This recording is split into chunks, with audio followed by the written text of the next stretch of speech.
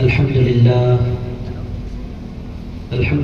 الذي نزل الفرقان على عبده ليكون للعالمين نذيرا، والصلاة والسلام على خير الورى بدر الدجى صدر العلا نور الهدى كف الورى سيدنا وشفيعنا وحبيبنا ونبينا ومولانا محمد المصطفى وعلى آله بالصدق والصفا وأصحابه نجوم الهدى ومن تبعهم بإحسان إلى يوم الجزاء. أما بعد، فقد قال الله تبارك وتعالى في القرآن المجيد والفرقان الحميد: فأعوذ بالله من الشيطان الرجيم، بسم الله الرحمن الرحيم، فاسألوا أهل الذكر إن كنتم لا تعلمون.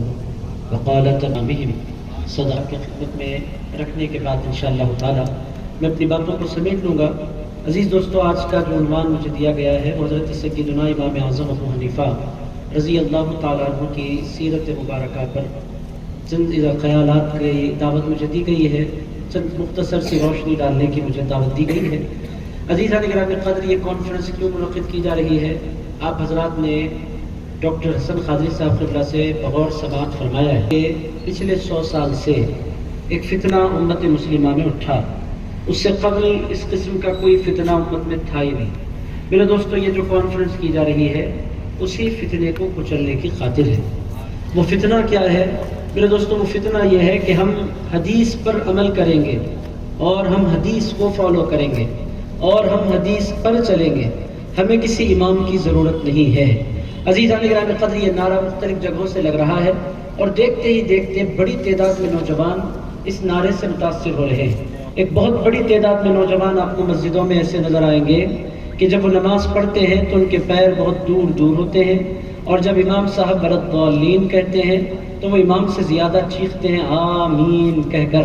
عزیزان گرامی قدر، ایسے نوجوان آپ کو نظر آئیں گے کہ جب وہ نماز پڑھنے کے لیے کھڑے ہوتے ہیں ایسا محسوس نہیں ہوتا کہ یہ اللہ کے گھر میں کھڑے ہیں، ایسا محسوس ہوتا ہے کہ یہ تعلیم کے اکھاڑے میں کھڑے ہیں. عزیزان گرامی قدر، انتہائی ڈراؤنے انداز میں وہ کھڑے ہوتے ہیں. عزیزان گرامی قدر، ایک بندے کی طرح کھڑے نہیں ہوتے، ایک پہلوان کی طرح کھڑے ہوتے ہیں. میرے دوستو، یہ ہر مسجد میں یہ لوگ نظر آ رہے ہیں. کسی مسلمان کا مذاق اڑانا مقصود نہیں ہے. یہ کانفرنس اس واسطے نہیں رکھی گئی کہ کسی مسلمان کا مذاق اڑایا جائے، مگر عزیز دوستو یہ فتنہ پھیلتا جا رہا ہے. اور عزیزان گرامی قدر، حیدرآباد میں بھی ایک بہت بڑی آبادی اس فتنے سے متاثر ہو رہی ہے. جہاں سے یہ فتنہ اٹھا اور جن لوگوں نے اس فتنے کا آغاز کیا ان لوگوں نے تو اس فتنے سے ہاتھ اٹھا لیا. باضابطہ میں اشارے کے نام میں کوئی بات کرنا نہیں چاہتا. آپ تمام کے تمام عقل مند لوگ ہیں اور یہ باتیں سمجھتے ہیں، جانتے ہیں. عزیزان گرامی قدر، یہ فتنہ اٹھا کہاں سے؟ یہ فتنہ اٹھا تھا سعودی عرب کی حکومت کی جانب سے. مگر عزیزان گرامی قدر، آج حال کیا ہے؟ وہ لوگ خود اس معاملے میں کوئی فنڈنگ کرنا چاہتے ہیں، نہ اس معاملے کو لے کر چلنا چاہتے ہیں. مگر عزیزان گرامی قدر، بہت سے لوگ، بہت سے نوجوان حیدرآباد میں متاثر ہو رہے ہیں اور بڑی تیزی سے یہ فتنہ پھیل رہا ہے. میرے دوستو، اس زمانے میں یہ بہت سے لوگ کہتے ہوئے آپ کو نظر آئیں گے کہ مسلمانوں کو آپس میں لڑنا نہیں چاہیے. میرے دوستو، یہ جو کانفرنس ہے یہ لڑنے کے لیے نہیں رکھی گئی ہے، بلکہ جو لڑنے کی طبیعت بنائے ہوئے ہیں ان کی لڑائی کو ختم کرنے کے لیے کانفرنس رکھی گئی ہے. عزیزان گرامی قدر، لڑ تو وہ رہے ہیں جو 1400 سال سے امت مسلمہ کا جو طریق رہا ہے اس کو چھوڑ رہے ہیں. عزیزان گرامی قدر، سوال یہ پیدا ہوتا ہے کہ حضور پاک صلی اللہ تعالیٰ علیہ وآلہ وسلم کی حدیث مبارک موجود ہے، پھر قرآن اور قرآن مجید موجود ہے. جب اس قدر بڑے ہمارے پاس ذخیرے ہیں تو پھر ہم امام کو کیوں فالو کرتے ہیں؟ میرے دوستو، یہ سوال بہت دل کو بھاتا ہے اور بہت سے لوگ اس کی جانب مائل ہوتے ہیں. بات تو لاجیکلی صحیح نظر آتی ہے، قرآن بھی ہے، حدیث بھی ہے، پھر امام کی ضرورت کیا ہے؟ عزیزان گرامی قدر، امام اعظم ابو حنیفہ کی بارگاہ میں حاضری لگانے سے قبل اس سوال کو سمجھنا ہوگا، غور کرنا ہوگا. آخر وجہ کیا ہے کہ امام کی پیروی کی طرف بلایا جاتا ہے؟ اور افسوسناک حال اس امت کا کیا ہے؟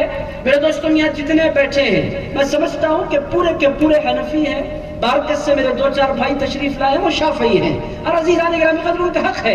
امام اعظم کو مانے تو بھی حق پر ہیں، امام مالک کو مانے تو بھی حق پر ہیں، امام شافعی کو مانے تو بھی حق پر ہیں، امام احمد بن حنبل کو مانے تو بھی حق پر ہیں.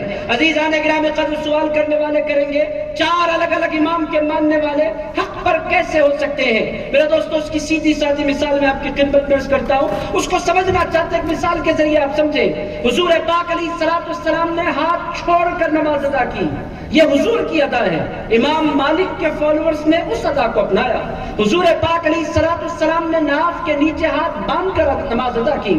حضور کی اس ادا کو آپ جانتے ہیں کہ حضرت امام اعظم ابو حنیفہ کے فالوورز نے اپنایا۔ رسول اللہ علیہ السلام نے، میں تائید نہیں کر رہا مگر روایتوں میں آیا ہے کہ ناف کے اوپر بھی ہاتھ باندھ کر حضور نے نماز ادا کی۔ حضور پاک علیہ السلام کی صدا کو شافعیوں نے اپنایا۔ عزیزان گرامی قدر، رسول پاک صلی اللہ تعالیٰ علیہ وآلہ وسلم کی ادائیں ہیں۔ عزیز دوستو، یہ ساری کی ساری چاروں اماموں کے پاس، آپ کہیں گے چاروں اختر کیوں ہیں؟ چار الگ الگ راستے ہیں۔ عزیزان گرامی قدر، راستے جدا جدا ہیں مگر منزل محمد رسول اللہ ہے۔ عزیزان گرامی قدر، راستے جدا جدا نظر آتے ہیں مگر سارے کے سارے امام کسی اور کی بارگاہ میں نہیں لے جاتے، مدینے کے تاجدار کی بارگاہ میں لے جاتے۔ نعرہ تکبیر! اور فرمائے ایسا کیوں ہے؟ چاروں کے پاس الگ الگ طریقے کیوں ہیں؟ عزیزان گرامی قدر، بات یہ ہے کہ اللہ کو اپنے مصطفیٰ سے بہت پیار ہے۔ اللہ تعالیٰ چاہتا تھا کہ میرے حبیب کی کوئی ادا مٹنے نہ پائے، اسی لیے اللہ تعالیٰ نے امام اعظم کو اپنے مصطفیٰ کی ایک ادا سکھلا دی، امام مالک کو اپنے حبیب کی ایک ادا سکھلا دی، امام شافعی کو اپنے مصطفیٰ کی ایک ادا زندہ کرنے کی طرف مائل کیا، امام احمد بن حنبل نے کسی اور کی سنت کو زندہ نہیں کیا، امام احمد بن حنبل نے بھی حضور ہی کے طریق کو زندہ کیا۔ میرے بھائیو، امام کی ضرورت کیا ہے؟ میرے دوستو، دل لگا کر ہمارے درمیان شان دکن علامہ احمد نقشبندی صاحب کی آمد ہو جاتی ہے، پھر خطبہ پر لوگوں کے چہرے کھلنے لگ جاتے ہیں۔ عزیزان، آپ کو بہت ہنسائیں گے، بہت آپ تک انشاءاللہ۔ یہ اہل سنت و جماعت کی شان ہے کہ اہل سنت و جماعت کی عوام یہ اپنے علماء سے بہت پیار کیا کرتی ہے۔ تو عزیزان گرامی قدر، بہرحال میں آپ کی خدمت میں حضرت امام اعظم ابو حنیفہ کی سیرت پیش کرنے کے لیے بیٹھا تھا۔ تمہید میں بات تھوڑا سا آگے نکل گئی، میرے دوستوں پلٹ کر آتے ہیں۔ اتنی بات آپ سمجھ لیں کہ امام کی پیروی کی دعوت آخر کیوں دی جاتی ہے؟ جب قرآن موجود ہے، جب حدیث موجود ہے، پھر یہ امام کیوں کیا جاتا ہے؟ یہ سوال بار بار دہرایا جاتا ہے، یہ سوال بار بار کیا جاتا ہے۔ میرے دوستوں، اس کو آسان مثال کے ذریعے سمجھاتا ہوں، دو چار جھلکیاں امام اعظم ابو حنیفہ کی زندگی سے آپ کی خدمت میں پیش کرتا ہوں، پھر بات ختم۔ عزیزان گرامی قدر، قرآن موجود ہے، حدیث موجود ہے، پھر امام کی پیروی کیوں ہے؟ تو میرے دوستوں، اس کا سیدھا سادہ آنسر یہ ہے کہ قرآن تو موجود ہے، حدیث تو موجود ہے، مگر ہر بندہ اس لائق نہیں ہے کہ قرآن کو ڈائریکٹ سمجھ سکے یا حدیث کو سے ڈائریکٹ مسائل کا استنباط کر سکے۔ عزیزان گرامی قدر، جس کو حدیث پڑھنا نہیں آتا وہ اہل حدیث بن کر پھر رہا ہے۔ عزیزان گرامی قدر، جس کو زیر زبر کے بغیر حدیث پڑھنا نہیں آتا، زیر زبر کے بغیر کیا، زیر زبر کے ساتھ بھی پڑھنے کے لیے اعراب کے ساتھ یہ پڑھیے حدیث، نہیں میرے کو عربی پڑھنا نہیں آتا، پھر آپ اہل حدیث کیسے ہو گئے؟ عزیزان گرامی قدر، یہ سوال آپ کریں۔ عزیز دوستو، یہ کیا ہے؟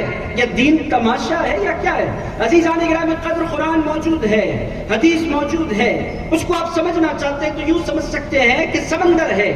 عزیزان گرامی قدر، سمندر کے اندر ہیرے بھی ہیں، سمندر کے اندر موتی بھی ہیں، سمندر کے اندر جواہرات بھی ہیں۔ کوئی بندہ یہ نہیں کہہ سکتا کہ اس کے اندر موتی نہیں ہے، ہیرے نہیں ہے، جواہرات نہیں ہے، مگر عزیزان گرامی قدر، جس کو تیرنا نہیں آتا نہ وہ موتی نکال سکتا ہے نہ وہ ہیرے نکال سکتا ہے۔ عزیزان گرامی قدر، وہ کنارے پر چلتا ہوا سیپیاں جمع کر سکتا ہے، اس سے بڑھ کر کچھ نہیں کر سکتا۔ میرے دوستوں، میں صحیح کہہ رہا ہوں نا؟ عزیز دوستوں، میرے بھائیوں، جتنی باتیں کی جاتی، ہم ڈائریکٹ قرآن پر عمل کریں گے۔ بھائی پہلے پڑھنا سیکھو، ہمیں پڑھنا آتا ہے تو سمجھنا سیکھو، ہمیں سمجھ میں آتا ہے تو اس سے مسائل نکالنا سیکھو۔ عزیزان گرامی قدر، کیسے مسائل کو نکالا جا سکتا ہے؟ صرف قرآن سامنے رکھ کر بھی بندہ ہدایت نہیں پا سکتا۔ قرآن کو سمجھانے کے لیے اللہ تعالیٰ نے اپنے حبیب کو بھیجا، ارشاد فرمایا، وَأَنزَلْنَا إِلَيْكَ الذِّكْرَ لِتُبَيِّنَ لِلنَّاسِ، اے میرے مصطفیٰ، یہ قرآن ہم ڈائریکٹ انسانوں کو نہیں دے رہے، اے حبیب مکرم، یہ قرآن ہم آپ کے سینے پر نازل کر رہے ہیں۔ آپ کا کام قرآن دینا بھی ہے، آپ کا کام قرآن سمجھانا بھی ہے۔ عزیز دوستو، تو یہ بات سمجھنی ضروری ہے کہ قرآن اور حدیث، اب یہ بخاری پڑھ لیں گے ہم۔ عزیزان گرامی قدر، ایسا نہیں ہے، دین ایسا بچوں کا کھیل اور تماشا نہیں ہے۔ اور میرے دوست، ایسے لوگوں کا حال کیا ہوتا ہے جو بغیر پڑھے لکھے کے اہل حدیث بن جاتے ہیں۔ عزیز دوستوں کا حال کیا ہوتا ہے؟ ہم تو ڈوبے ہیں سنم تم کو ملے ڈوبیں گے۔ عزیزان گرامی قدر اس کے علاوہ ان کا کوئی حال نہیں ہوتا، یہ پریکٹیکل ہے۔ عزیز دوستوں جس کو پڑھنا نہیں آتا وہ کیسے عزیزان گرامی قدر جس کو تیرنا نہیں آتا وہ کیسے ہیرے نکالے گا، وہ کیسے جواہرات نکالے گا؟ اسی لیے اللہ تعالیٰ نے اور اس کے رسول علیہ السلام نے اور امت کی سارے علماء نے اس بات پر اتفاق کیا کہ لوگوں قرآن بھی مکمل ہے اور حضور کی ارشادات بھی مکمل ہے، مگر ان ساروں کو سمجھنا سب کے بس کی بات نہیں ہے۔ اس کو سمجھنے والے کو مجتہد کہتے ہیں، اور اللہ تعالیٰ نے مجتہد بنا کر اس امت میں 4 لوگوں کو پیدا فرما دیا ہے۔ اب ان کے کام کے بعد نہ کسی کے کام کی ضرورت ہے نہ کسی کی طرف دیکھنے کی ضرورت ہے۔ ان 4 نے کیا ہے؟ اسی قرآن کو، اسی حدیث کو آسان کر کے امت کے حوالے کیا۔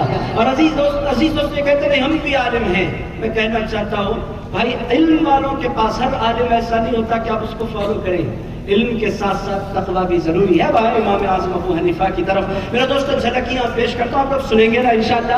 بے چین تو نہیں ہے؟ اللہ محمد نقشبندی صاحب کو سننے کے لیے بے چین ہے بھی تو میں سناؤں گا۔ عزیزان گرامی ایسا تو میں آپ کو چھوڑوں گا نہیں، آپ بولیں گے ہم بے چین ہیں، میں نہیں چھوڑوں گا آپ کو، 2-4 باتیں تو کرنا میرا حق ہے، بہت دیر سے بیٹھا ہوں۔ عزیزان گرامی قدر سن لیں آپ۔ عزیز دوستو کیا ہے امام اعظم ابو حنیفہ؟ عزیز دوستو قرآن کیا کہتا ہے؟ اللہ تعالیٰ نے اسی لیے ارشاد فرمایا لوگوں تم ڈائریکٹ نہیں کر سکتے، فَاسْأَلُوا أَهْلَ الذِّكْرِ إِن كُنتُمْ لَا تَعْلَمُونَ۔ ارشاد فرمایا لوگوں اگر تم نہیں جانتے تو ان کے پاس جاؤ جو ذکر والے ہیں۔ عزیزان گرامی قدر اللہ نے یہ نہیں فرمایا جو علم والے ہیں۔ عزیز دوستو علم والے تو بہت ہو سکتے ہیں، یہ بہت سے علم والے یہاں تشریف فرمائیں۔ عزیز دوستو اللہ تعالیٰ فرماتا ہے علم والوں کے پاس جاؤ، تو بہت سے علماء کھڑے ہو جاتے آؤ ہم مجتہد بنیں گے، ہم نیا طریقہ تمہیں سکھلائیں گے۔ اللہ نے فرمایا لوگوں علم والوں کے پاس نہ جاؤ، ذکر والوں کے پاس جاؤ۔ ذکر کس کو کہتے ہیں؟ عزیزان گرامی قدر ذکر کہتے ہیں اللہ کو یاد رکھنا، اور ایسا یاد رکھنا کہ 2400 گھنٹے اللہ یاد رہے، ایسے بندوں کو کہتے ہیں ذاکر۔ عزیزان گرامی قدر امام اعظم کا کمال کیا ہے؟ حضرت امام اعظم ابو حنیفہ صدیق کو کہتے ہیں کہ وہ علم والے بھی ہیں، وہ ذکر والے بھی ہیں۔ عزیز دوست اگر ان کی زندگی کی طرف آپ نگاہ کریں تو ان کی زندگی کا ایک ایک باب آپ کو روشن نظر آئے گا، منور نظر آئے گا، تابناک نظر آئے گا۔ آپ دیکھیں گے ان کی زندگی تو آپ رش کریں گے اپنے مقدر پر کہ اللہ نے مجھے کسی ملا کے پیچھے نہیں لگایا ہے، امام اعظم ابو حنیفہ کے پیچھے لگا دیا ہے۔ عزیزان گرامی آپ کو اندازہ ہوگا یہ علماء دیکھیں کیسے کیسے کیسز ہیں، میں کیسز بولوں تو پھر بڑی گڑبڑ ہو جائے گی۔ عزیزان گرامی قدر خواتین کو مسجدوں کو بلایا جاتا ہے اور دعوت دی جاتی ہے اب مسجدوں کو آئے۔ اب مسجد آنے کے بعد پھر جو کچھ ہوتا ہے میں نہیں بول سکتا، جلسے میں علماء بھی بیٹھے ہیں، مشائخ بھی بیٹھے ہیں۔ عزیزان گرامی قدر ان کے پاس ہر بندہ مسجد آنے والی خواتین سے نکاح کرتا ہے، بڑے مسائل ہیں۔ عزیز دوستو بہرحال ان موضوعات کو میں نہیں چھیڑنا چاہتا، عرض یہ کرنا چاہتا ہوں کہ دیکھیں اپنے امام کو، جانے اپنے امام کو، ہمارے امام کون ہے؟ عزیزان گرامی قدر ہمارے امام اعظم ابو حنیفہ ان کی شان کیا ہے؟ میرے دوستو ان کے دادا حضرت مولا کائنات علی کے مرتضیٰ شیر خدا کی بارگاہ میں حاضر ہوئے، اور ان کی گود میں تھے حضرت ثابت جو حضرت نعمان کے بابا ہیں، یعنی حضرت امام اعظم کے بابا ہیں۔ یہ میں جھلکی پیش کر رہا ہوں میرے دوستو۔ آج کا عالم ہر عالم قدر کے لائق ہے، مگر وہ عالم قدر کے لائق نہیں ہے جو 1400 سال سے بنے ہوئے راستے کو توڑنے کی دعوت دیتا ہے۔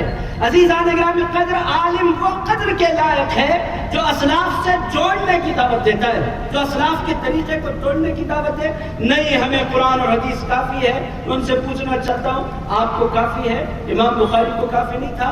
امام بخاری نے کیوں پیروی کی؟ آپ کو کافی ہے؟ غوث اعظم دستگیر نے پیروی کیوں کی؟ عزیزان گرامی قدر وہ شیخ عبد القادر جیلانی ہے، وہ غوث اعظم دستگیر ہے، اس کے باوجود غوث اعظم دستگیر فتویٰ دینے کے لیے بیٹھتے تو حضرت پیران پیر فقہ شافعی پر فتویٰ دیتے، فقہ حنبلی پر فتویٰ دیتے۔ میں آپ سے پوچھتا ہوں کیا ضرورت ہے غوث اعظم دستگیر کو کسی کی پیروی کرنے کی، تقلید کرنے کی؟ میرے دوستو غوث اعظم دستگیر امت کو پیغام دینا چاہتے تھے کہ لوگوں علم کے سمندر میرے سینے میں ٹھاٹے مارتے ہیں، مگر اے لوگوں میں امت کے طریقے کو، امت کے اسلوب کو اور اس امت کے نہج کو توڑنا نہیں چاہتا۔ میں یہ چاہتا ہوں کہ جو سلسلہ امام اعظم سے چلا ہے وہ قیامت تک چلتا رہے۔ دوستو اگر میں امام اعظم کے فالوورز کی فہرست اگر گنانے بیٹھوں آپ کو تو میرے دوستو رات گزر جائے گی. امام اعظم کو اللہ نے ایسے فالوورز عطا فرمائے کہ میرے دوستو آج کے جو علماء کہتے قرآن اور حدیث ہم ڈائریکٹ سمجھ لیں گے، ان کے تو پسینے چھوٹ جائیں گے. میرے دوستو امام اعظم کے فالوورز میں کون ہیں؟ خواجہ غریب نواز، ہند الویلی، معین الدین چشتی، حسن زنجری.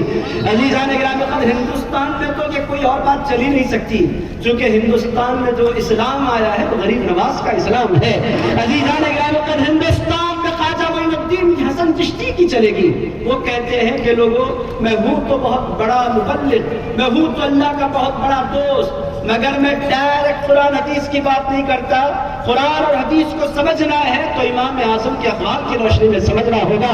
عزیز دوستو اگر میں نام آپ کو گناتے بیٹھوں تو پھر 50 بڑے نام اور سینکڑوں امت کے بڑے بڑے نام میں آپ کو گنا سکتا ہوں، مگر وقت کے اندر گنجائش میں عرض کر رہا تھا امام اعظم ابو حنیفہ کے بابا کو لے کر ان کے دادا، یہ میں آغاز کر رہا ہوں مولا امام اعظم ابو حنیفہ کی زندگی کا. کہاں آئے؟ حضرت مولا کائنات علی کے مرتضیٰ شیر خدا کرم اللہ تعالیٰ کریم کی بارگاہ میں آئے. کون آئے؟ حضرت امام اعظم کے.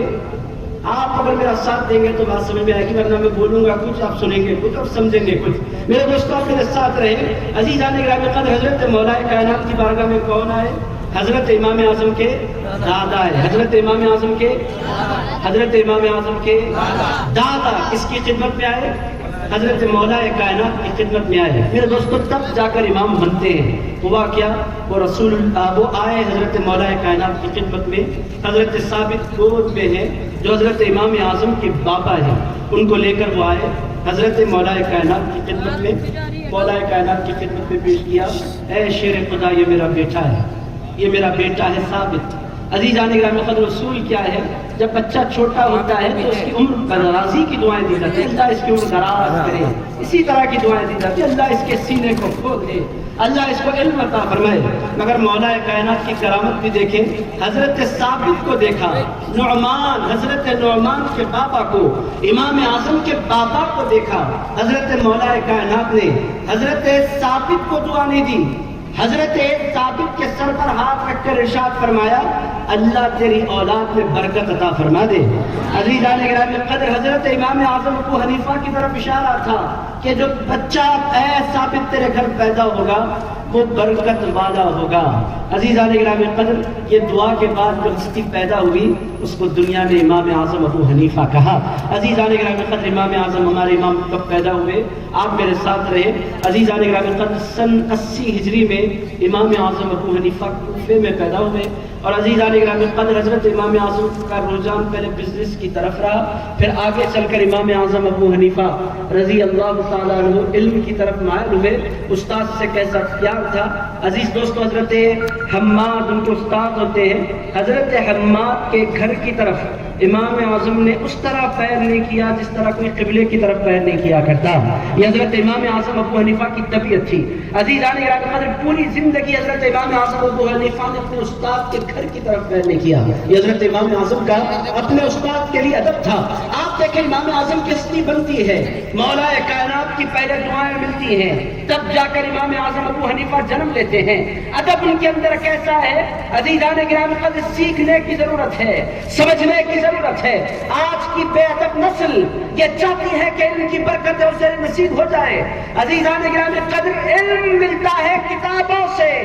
عزیز دوستو علم ملتا ہے کتابوں سے، دین ملتا ہے بزرگوں کی دعاؤں سے. عزیزان گرامی قدر بزرگوں کی دعائیں حاصل کیے بغیر، اللہ والوں کی جوتیاں سیدھے کیے بغیر، اللہ والوں کی تعظیم اور تکریم کیے بغیر نہ کسی کو کچھ ملا ہے نہ کسی کو کچھ مل سکتا ہے. عزیزان گرامی قدر سنت و جماعت وہ جماعت ہے کہ یہ جماعت ہمیشہ لوگوں کو علم کی طرف بھی بلاتی ہے اور علم سے زیادہ ادب کی طرف بلایا کرتی ہے، کیونکہ علم سینے میں جمتا ہے جس سینے میں ادب رہا کرتا ہے. عزیز دوستو بہرحال امام اعظم ابو حنیفہ رضی اللہ تعالیٰ عنہ کو اللہ تعالیٰ نے مولا کائنات کی دعاؤں سے سرفراز فرمایا. یہ بہت بڑا اعزاز ہے. عزیزان گرامی قدر پوری کائنات ایک طرف مل جائے، ایک بندہ پوری زندگی دن رات پڑھے، اس کا پڑھنا ایک طرف، مولا علی کا ایک جملہ ایک طرف. عزیزان گرامی قدر شیر خدا کا جملہ ہے، وہ حیدر کرار کے جملہ ہے. عزیز دوستو نگاہ ولی میں وہ تاثیر دیکھی، بدلتی ہزاروں کی تقدیر دیکھی۔ میرے دوستو یہ ولی کون ہوتا ہے؟ ولی کوئی اور نہیں ہوتا، علی کے در کا فقیر ہوتا ہے۔ یہ ولی کون ہوتا ہے؟ علی کے در کا سائل ہوتا ہے۔ ولی کون ہوتا ہے؟ کہ علی کے در کا منگتا ہوتا ہے۔ دنیا کا ہر ولی ولی بنتا ہے تو علی کے نظر کرم سے بنا کرتا ہے۔ عزیزان گرامی قدر مولا کائنات علی کے مرتضی حیدر کرار شیر خدا، عزیزان گرامی قدر اقر رسول زوج البتول، کیا کہا جائے ان کی شان میں۔ میرے دوستو وہ اگر کسی کے لیے ہاتھ اٹھا دے، میرے دوستو ہمارا تو ماننا یہ ہے کہ زندگی بھر کی محنت ایک طرف، تنہا مولا علی کی دعا ایک طرف۔ عزیزان گرامی حضرت مولا کائنات علی کے مرتضی شیر خدا کرم اللہ تعالی الکریم کی دعائیں ملی، اور پھر آگے بڑھے تو آپ نے سنا کہ ان کے اندر ادب بہت تھا، وہ بہت ادب کرنے والے تھے۔ عزیزان گرامی قدر تقویٰ کیسا تھا؟ میں نے آج کے علماء کا حال رکھا، ان کا جو اسلاف نہیں مانتے علماء کی بے ادبی نہ کریں۔ عزیزان گرامی قدر آپ کہیں ادھر ادھر جائیں گے، ایسا نہیں کرنا ہے، ہر عالم کا میں اکرام کرنا۔ میں ان علماء کی بات کر رہا ہوں جو بزرگوں کے نہج کو چھوڑ کر علم کی باتیں کرتے ہیں، ان کے حوالے سے اس طرح آپ کی خدمت میں عزیزان گرامی قدر حضرت امام اعظم ابو حنیفہ کا تقویٰ کیا تھا۔ ایک مثال آپ کی خدمت میں عرض کرتا ہوں۔ عزیز دوستو، اگر آپ کو الخیرات الحسان اتنی موٹی کتاب ہے، آپ جانیں تو حیرت ہوگی، سینکڑوں صفحے امام اعظم ابو حنیفہ کے تقوی پر لکھے ہوئے ہیں۔ اب میں سارے سناتا بیٹھوں گا تو ہوگا نہیں، اور میرے دوست آپ کو چھوڑنا مجھے پڑے گا، مجبوری ہے، ورنہ چھوڑتا نہیں تھا میں آپ کو، مگر چھوڑنا پڑے گا۔ ایک مثال حضرت امام اعظم ابو حنیفہ کے تقوی کی رکھ دیتا ہوں، سنیں گے نا آپ حضرات انشاءاللہ۔ عزیزان گرامی تقویٰ کیسا ہے؟ حضرت امام اعظم ابو حنیفہ کی خدمت میں ایک بندہ آیا، آ کر اس نے پوچھا حضرت میری بکری چوری ہو گئی، میں کیا کروں؟ حضرت امام اعظم نے اس کو وظیفہ دے دیا، یہ پڑھ لو۔ اللہ والوں کے پاس آتے ہیں لوگ دعائیں لینے کے لیے، حضرت میں کیا پڑھوں؟ امام نے فرمایا یہ پڑھ لو، تو چلا گیا۔ اس کے بعد امام اعظم ابو حنیفہ نے اپنے شاگردوں سے پوچھا، اے میرے شاگردوں مجھے یہ بتلاؤ کہ ہمارے علاقے کی جو بکریاں ہوتی ہیں عموماً کتنے سال زندہ رہتی ہیں، ایوریج ایج ان کی کیا ہے؟ لوگوں نے کہا کوئی بھی 6-7 سال ایک بکری زندہ رہ جاتی ہے۔ امام اعظم نے فرمایا آج کی تاریخ نوٹ کر لو، اب میں 7 سال تک بکری کے گوشت کو ہاتھ نہیں لگاؤں گا۔ عزیزان گرامی شاگردوں نے پوچھا امام ایسا کیوں؟ ارشاد فرمایا ایسا اس واسطے ہے کہ کہیں چوری کی بکری کا گوشت میرے حلق کے نیچے اتر نہ جائے، اور اگر وہ اترے گا تو میرے دل کا تقویٰ ختم ہو جائے گا۔ عزیزان گرامی قدر یہ ہے حضرت امام اعظم ابو حنیفہ کے تقوی کا لیول، اور وہ علماء جو سعودی عرب کا چندہ ادھر سے منگاتے ادھر کھا جاتے ہیں اور کہتے ہیں امام کے پیروی۔ میں عزیز دوستو اگر وہ ہمارے اماموں کے خلاف نہیں بولے، ہمیں بھی کیا ضرورت ہے کسی کے خلاف بولنے کی؟ عزیزان گرامی قدر آپ ہمارے اماموں کے خلاف نہ بولیں، ہم بالکل آپ کا ادب کریں گے، احترام کریں گے، مگر جب آپ ہمارے اماموں کو کہیں گے وہ ان کے پاس علم نہیں ہے، ان کی ضرورت نہیں ہے، یہ پوری امت 1400 سال سے گمراہ ہے، تو عزیز دوستو ہم بھی بولیں گے کہ آپ کے پاس آیا کہاں سے ہے؟ آپ تو سائیکل پر آئے تھے جب حیدرآباد آئے تھے، آج آپ مرسڈیز میں گھوم رہے ہیں، یہ مرسڈیز آئی تو آئی کہاں سے ہے؟ عزیزان گرامی قدر یہ سوال کرنے کا ہم کو حق ہے۔ آپ جب آئے تھے تو آپ کے پاس تو کچھ بھی نہیں تھا، یہ اچانک یہ بلڈنگیں، یہ گاڑیاں، یہ عیش، یہ آرام، یہ سب کچھ کیا ہے؟ یہ کس کا ہے؟ یہ پوچھنے کا حق ہے۔ آپ تو کل کائنات کھا جاتے ہیں، اور ہمارے امام کے تقوی کا عالم یہ ہے کہ اگر ایک بکری ان کے شہر میں چوری ہو جاتی ہے تو 7 سال تک بکری کے گوشت کو ہاتھ نہیں لگاتے۔ یہ ہے ہمارے امام اعظم۔ عزیزان گرامی قدر زندہیت میں آپ کی خدمت میں کیا عرض کروں؟ ہمارے امام اعظم ابو حنیفہ کی زندہیت کا عالم کیا ہے؟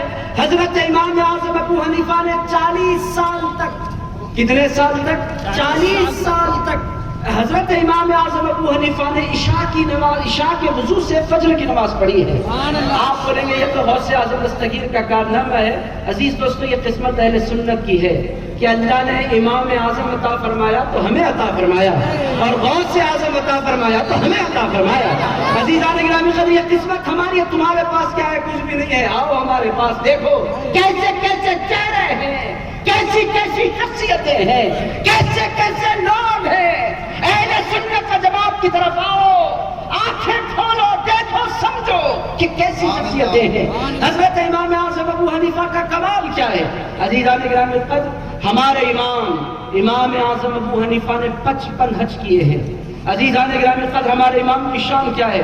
ہمارے امام فرماتے ہیں کہ لوگوں میں نے 100 مرتبہ خواب میں اپنے اللہ کا دیدار کیا ہے۔ عزیزان گرامی قدر یہ کوئی جھوٹ نہیں نہیں ہے، یہ کوئی مبالغہ نہیں ہے، یہ کسی مقلد کا ترانہ نہیں ہے۔ عزیزان گرامی قدریت سب کچھ ثابت ہے۔ ارشاد فرماتے ہیں میں نے 100 مرتبہ اپنے اللہ کا جلوہ دیکھا۔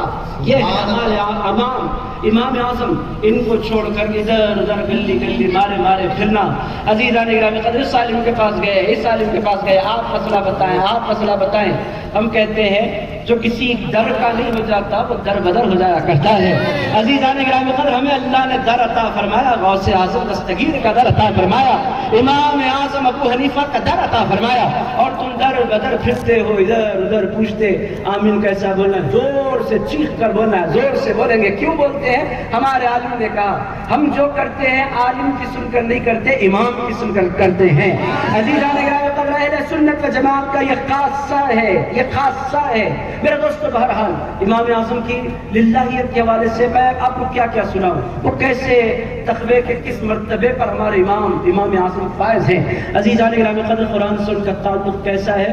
عزیز دوستو، حضرت امام اعظم ابو حنیفہ فرماتے ہیں ہم رمضان آتا ہے 6 دن کا قرآن 3 دن کا قرآن پڑھے تو اتنی محبت ہم سے لوگ کرتے ہیں، آپ قربان ہو جاتے ہیں لوگ۔ آپ نے 3 دن میں قرآن ختم کر دیا، لوگ اتنی محبتوں کا اظہار کرتے ہیں، 6 دن میں آپ نے قرآن ختم کیا۔ ہمارے یعقوب پورے کے میرے بھائی گر جاتے ہیں اور صفیں بن جاتی ہیں، ہاتھ مت لگاؤ کیا ہم نے کیا۔ عزیزان گرامی قدر 5 پارے پڑھے، قربان ہو جاتی ہے امت ہم پر، 5 پارے ہم نے سنائے۔ عزیز دوستو، ہمارے امام کا حال کیا تھا؟ ارشاد فرمایا کرتے تھے کہ لوگوں جب رمضان آتا ہے تو میں رمضان میں کم سے کم 61 قرآن ختم کیا کرتا ہوں۔ ہمارے امام اعظم فرماتے 61 قرآن۔ امام اعظم سے لوگوں نے پوچھا حضرت کیسا 61 قرآن ختم آپ کر لیتے ہیں، کیسے؟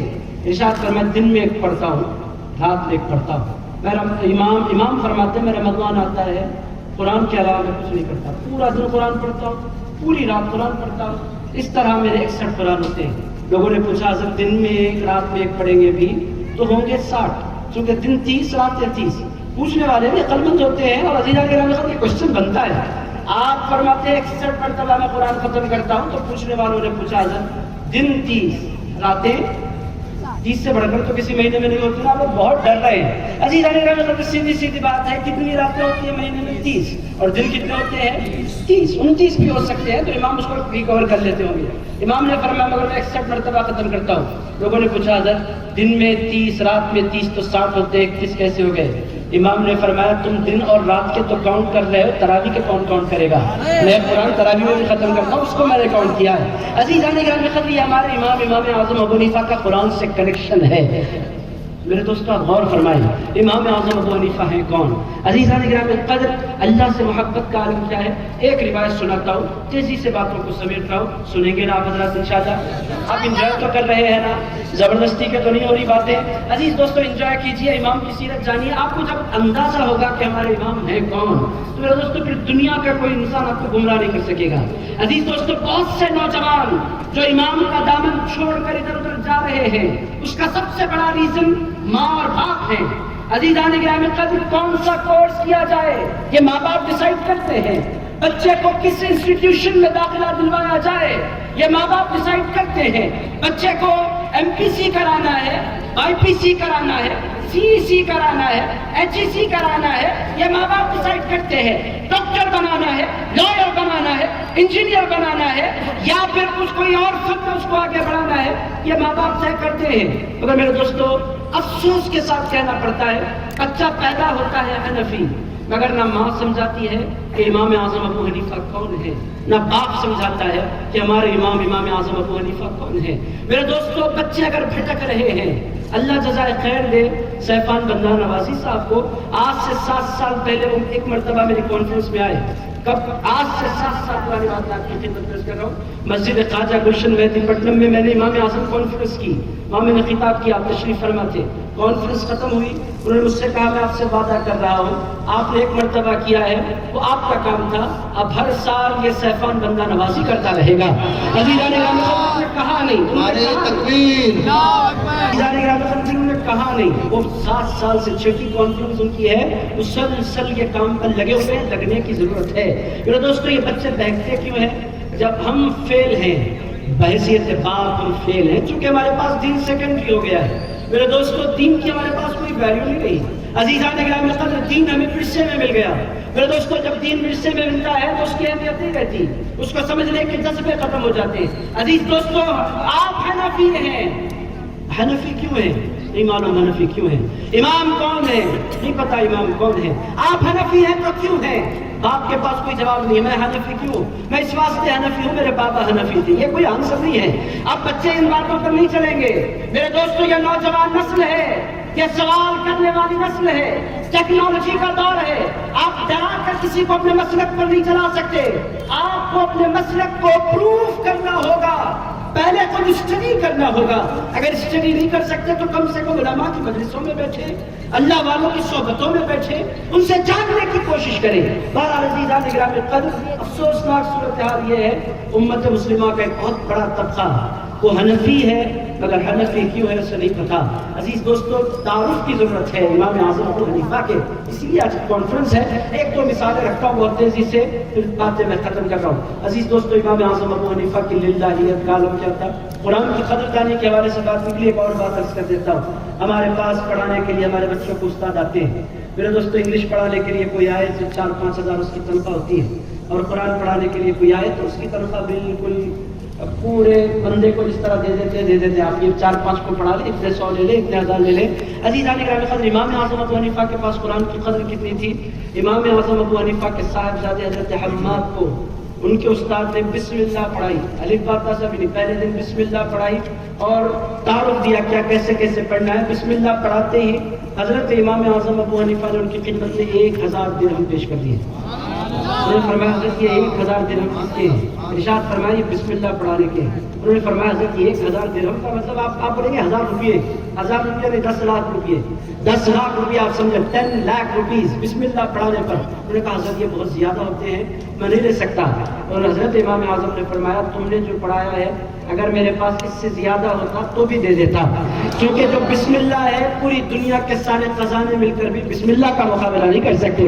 عزیزان گرامی یہ قرآن کی قدردانی ہے امام اعظم ابو حنیفہ کے پاس. میرے دوستو للہیت کیا ہے, ایک حکایت سناتا ہوں امام اعظم ابو حنیفہ کی زندگی سے. الخیرات الحسان آپ اٹھائیں, اس میں انبار لگے ہیں.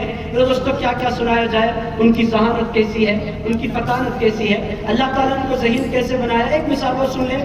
اب سیفان بندہ نوازی صاحب بے چین ہونا شروع ہو جائے گا, مجھے اندازہ ہے ان کی بے چینی کا, مجھے احساس ہے, ختم کرنا ہوں تیزی سے. عزیز دوستو آپ اندازہ لگائیں ان کو اللہ نے ذہین کیسا بنایا تھا. حضرت امام اعظم ابو حنیفہ, ایک دو مثالیں اس کرتا ہوں ان کی ذہانت کی. اب اس زمانے کے لوگ بھی تھوڑے سے عجیب کام کرنے والے تھے. ایک میاں اور بیوی, شوہر باہر سے آیا اور اب باہر سے تھکا ہوا آیا ہے تو بیوی کی ذمہ داری ہے ویلکم کرے. بیوی نے آپ نے شروع کر دیا, آپ یہ نہیں لائے, وہ نہیں لائے, تیل کا ڈبہ فلاں فلاں. اب یہ بھی آیا تھا باہر سے, اور باہر سے آیا غصے میں, دھوپ کے دن تھے, بہت غصے میں آیا تھا. اور بیوی کیا کر رہی تھی, سیڑھی چڑھ رہی تھی. چڑھتے چڑھتے میاں پر گرم, اور میاں تو پھر میاں ہے, شوہر ہے, نامدار ہے. عزیزان گرامی قدر ان کا بھی جلال, ان کا بھی پارا عروج پر آیا. بیوی کی ذمہ داری تھی کہ خاموش ہو جائے, وہ خاموش نہیں ہو رہی, بولتے جا رہی ہے. اب میاں کا بھی غصہ عروج پر, دونوں کی بحث چلتی رہی. وہ سیڑھی پر کھڑے ہو کر بولتی رہی. عزیزان گرامی قدر اسی لیے حضور فرماتے ہیں غصہ آئے کھڑے ہو تو بیٹھ جاؤ, بیٹھے ہو تو لیٹ جاؤ. لیٹنے والا غصہ کر ہی نہیں سکتا. آپ آزما کر دیکھ لیں, آپ جب غصے میں آتے ہیں لیٹے ہوتے ہیں تو بیٹھ جاتے ہیں, اور زیادہ غصے میں آتے ہیں تو بیٹھے ہوتے ہیں تو کھڑے ہو جاتے ہیں. عزیزان گرامی قدر غلطی کیا ہوئی, یہ بھی کھڑا ہے وہ بھی کھڑی ہے, وہ سیڑھی پر کھڑی ہے, یہ زمین پر کھڑا ہے. اب یہ سنتے پارا اس قدر چڑھا. اب انداز دیکھیں آپ طلاق دینے کا, یہ سیکھنا نہیں ہے, امام کی ذہانت کے لیے میں آپ کو سنا رہا ہوں, یہ سیکھنے کی چیزیں نہیں ہیں. عزیزان گرامی قدر سمجھنے کی چیزیں. سیڑھی پر چڑھی ہے, اب شوہر کا غصہ دیکھیں. شوہر نے کہا سن, اگر تو ایک سیڑھی اوپر چڑھی تو تجھ پر طلاق, اوپر نہیں چڑھ سکتی انہیں. اس کے بعد اس نے کہا اگر تو ایک سیڑھی نیچے اتری تو بھی تجھ پر طلاق. آ گیا تھا غصہ, بحران ہو گئی, اب رونا شروع کر دیا اس نے, یہ تو گڑبڑ ہو گئی, کب تک سیڑھی پر رہے گی ایک عورت. عزیزان گرامی قدر چڑھی تو بھی طلاق, اتری تو بھی طلاق, بحران ہو گئی, رونا شروع کر دیا.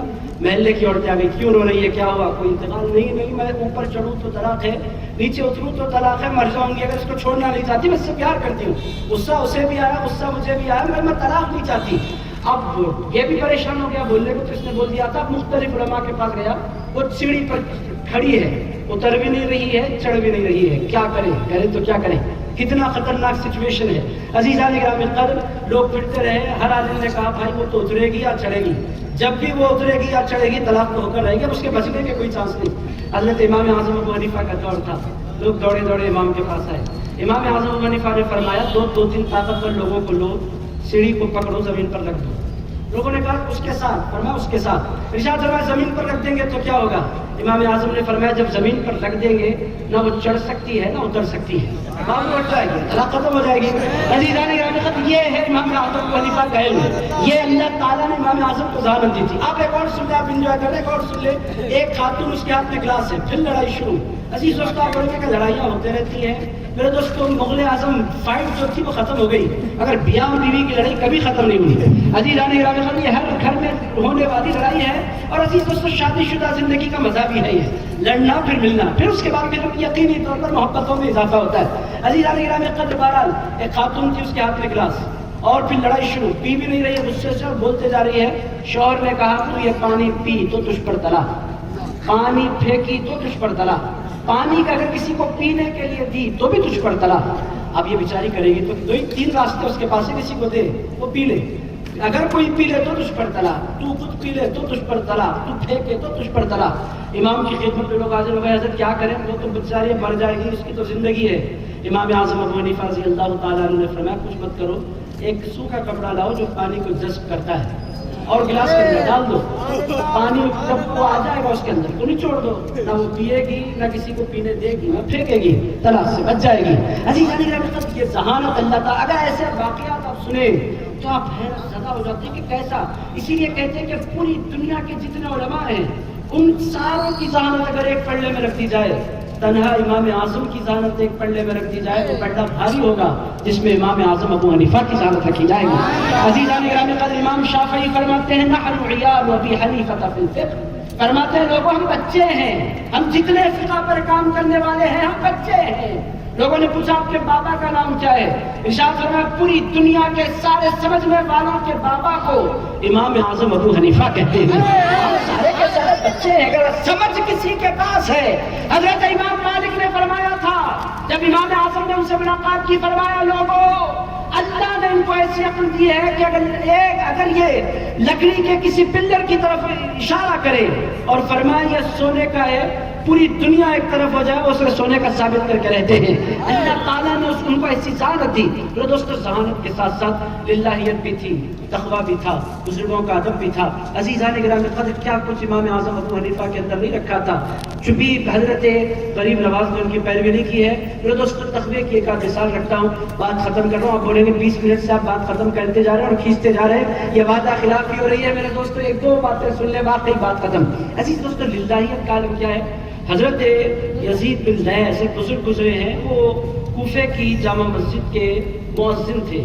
وہ خود ارشاد فرماتے ہیں کہ حضرت امام اعظم تشریف لائے عشاء کی نماز میں. یہ آپ دل لگا کر سنیں، آپ کو اس سے قرآن سے اٹیچمنٹ بھی معلوم ہوگا اور ہمارے امام کا کی للہیت کیا ہے اس کا بھی اندازہ ہوگا. وہ فرماتے ہیں کہ ہمارے امام تشریف لائے عشاء کی نماز میں، سورۃ الزلزال کی تلاوت امام نے کی.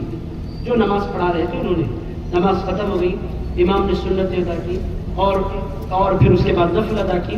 اس کے بعد امام بیٹھ گئے داڑھی پکڑ کر اور وہ کہتے جا رہے تھے فَمَن يَعْمَلْ مِثْقَالَ ذَرَّةٍ خَيْرًا يَرَهُ وَمَن يَعْمَلْ مِثْقَالَ ذَرَّةٍ شَرًّا يَرَهُ. میرے دوستو، یہ جتنے یہاں بیٹھے ہیں تقریباً مسلمانوں کو یہ آیتیں یاد ہیں.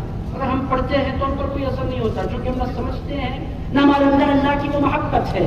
میرے دوستوں، وہ جب پڑھتے ہیں تو اللہ کی محبت میں ڈوب کر اس کا اثر امام اعظم ابو حنیفہ پر کیا ہوا؟ حضرت امام اعظم ابو حنیفہ نے داڑھی تھامی، بیٹھ گئے مسجد کے کونے میں اور پوری آپ اس کے بعد شروع کیا فَمَن يَعْمَلْ مِثْقَالَ ذَرَّةٍ خَيْرًا يَرَهُ وَمَن يَعْمَلْ مِثْقَالَ ذَرَّةٍ شَرًّا يَرَهُ. جو کوئی ذرہ برابر خیر کرے گا قیامت میں اس کو دیکھے گا، اور جو کوئی ذرہ برابر شر کرے گا قیامت کے دن اللہ کو بھی اس کو دکھلائے گا. امام اعظم پڑھتے جاتے، روتے جاتے، اللہ کی بارگاہ میں عرض کرتے جاتے مولا اگر مجھ سے کوئی شر ہو گیا ہے مولا مجھے دکھلا مت، میں رسوا ہونا نہیں چاہتا، اے اللہ میدان محشر کی رسوائیوں سے بچا لے۔ پھر پڑھتے فَمَن يَعْمَلْ مِثْقَالَ ذَرَّةٍ خَيْرًا يَرَهُ وَمَن يَعْمَلْ مِثْقَالَ ذَرَّةٍ شَرًّا يَرَهُ۔ امام ہوتے گئے، پڑھتے گئے۔ مؤذن جو تھے مسجد کے، اس زمانے میں چراغ ہوتے تھے، لائٹس نہیں ہوتی تھی۔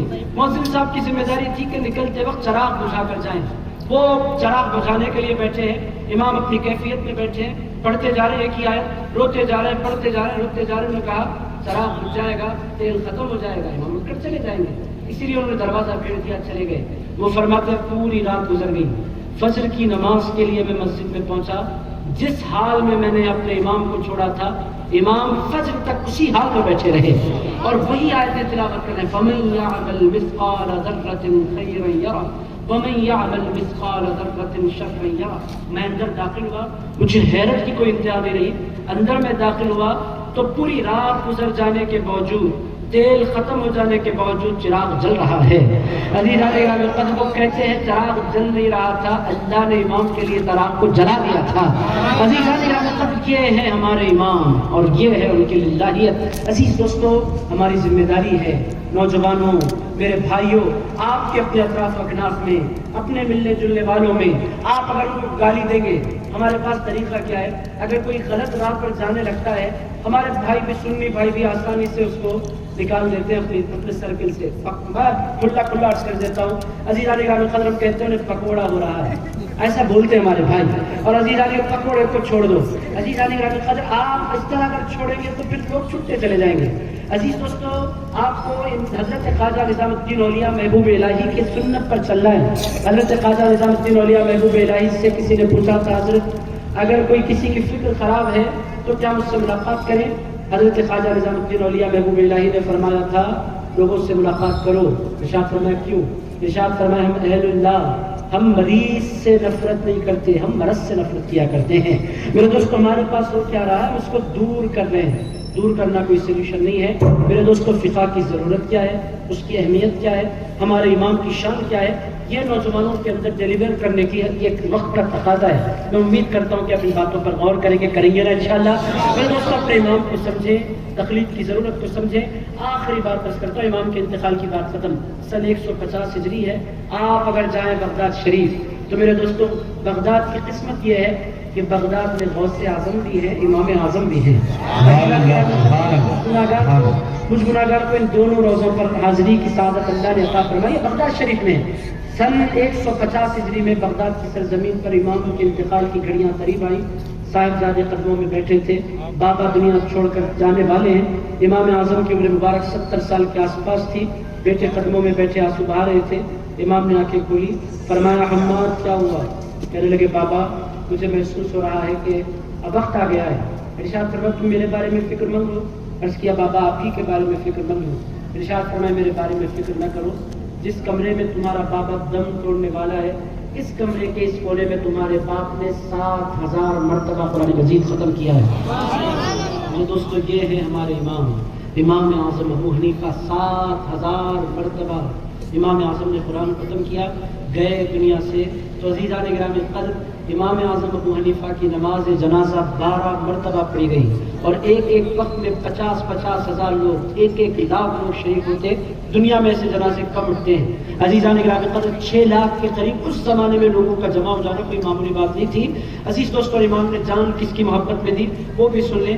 امام اعظم ابو حنیفہ نے جان دی ہے تو اہل بیت اطہار کی محبت میں دی ہے۔ تاریخ گواہ ہے، حضرت امام اعظم ابو حنیفہ اس زمانے میں بنو امیہ کے خلاف، پھر اس کے بعد بنو عباس کے خلاف جو ان کا ظلم ہو رہا تھا، اس کے خلاف امام اعظم ابو حنیفہ نے آواز بلند کی اور بدلے میں آپ کو جیل میں ڈالا گیا۔ آخرکار امام اعظم ابو حنیفہ زہر دے کر شہید کر دیے گئے۔ بہرحال میرے دوستو، دنیا امام اعظم کا احسان نہیں اتار سکتی۔ علماء تو یہاں تک کہتے ہیں کہ ہر مسلمان پر یہ لازم ہے، چاہے وہ کسی بھی امام کا فالوور ہو، ہر نماز کے بعد اسے دعا کرنی چاہیے امام اعظم ابو حنیفہ کے درجات کی بلندی کے لیے۔ اس پر لازم ہے، کیوں؟ اس واسطے کہ کسی بھی امام کا ماننے والا ہو، فقہ کی بنیاد رکھنے والے چونکہ امام اعظم ہیں تو فیض امام اعظم کا جاری ہوا کرتا ہے۔ میرے دوستو، بہرحال آپ نے بڑی محبتوں کے ساتھ مجھے سماعت کیا۔ میرے پیارے بھائیوں، امام اعظم سے پیار کریں، کریں گے نا انشاءاللہ؟ ذرا زور سے کہہ دیں آپ ان لوگوں کو سمجھائیں جو امام سے دور ہو رہے ہیں، امام سے دور ہونے میں سراسر خسران ہے، نقصان ہے، بے برکتی ہے اور بے روی ہے، گمراہی ہے، اور امام کے قدموں میں نجات ہے، ہدایت ہے، صراط مستقیم کا انعام ہے، 1400 سال کی روش پر چلنے کا انعام اس کو نصیب ہوتا ہے جو امام اعظم کا فالوور ہو جایا کرتا ہے۔ پھر ایک بات میں عرض کرنا چاہوں گا، اگر میرا کوئی بھائی کسی اور تحریک سے متاثر ہو رہا ہے، آپ کے دل توڑنے کے لیے میں نے کوئی بات نہیں کہی، میرے بھائی آنکھیں کھولیے، ان کے راستے پر مت چلیے۔ یہ وہ جماعتیں جو 100 سال 150 سال پہلے بنی ہیں اور نئے فکریں مسلمانوں میں ایجاد کرنا چاہتے ہیں، اس کو چھوڑیے، اس پاکیزہ جماعت کی طرف آئیے جس کی بنیاد امام اعظم تک جاتی ہے، اور امام اعظم کے ہاتھ میں صحابہ کرام کا دامن ہے، اور صحابہ کرام کے ہاتھ میں محمد رسول اللہ کا دامن ہے۔ عزیزان گرامی، اب اس مبارک چین کو چھوڑ کر در بدر پھرنا بڑی تباہی ہے اور بہت افسوس کی بات ہے۔ اللہ تعالیٰ ہمیں ان چیزوں کو سمجھنے کی توفیق عطا فرمائے۔ صلی اللہ تعالیٰ علی خیر خلقہ سیدنا محمد وعلی آلہ وصحبہ وبارک فی حالہ الغوث العظم والحمد للہ۔